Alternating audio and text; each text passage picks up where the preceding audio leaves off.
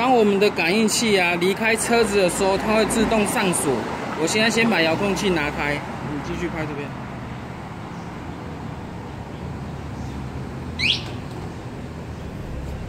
这个时候车子它已经进入那个防盗装置，那这个时候只要有人去碰到我们车子的话，它就会产生警报器，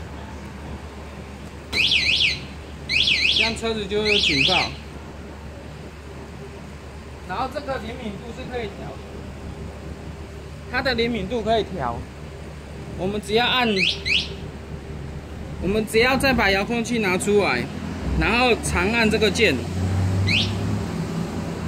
这个时候可以看到我们方向灯2颗都亮起来，然后接着我们再按中间这一颗，按一下，它就会产生1声到5声的哔哔的声音。哔1声它是最不灵敏，然后哔5声是最灵敏。我们再按一下，现在是1声，再按一下，这就是2声，这是3声。4声到5声的时候，它是最灵敏的，就是可能公车过去它都会叫。